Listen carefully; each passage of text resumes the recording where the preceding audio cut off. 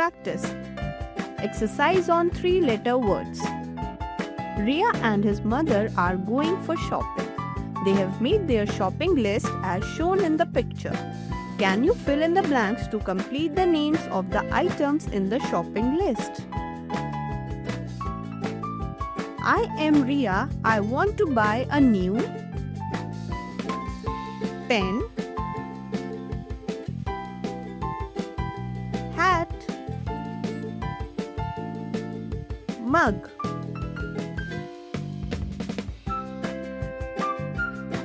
I am Ria's mother. I want to buy a new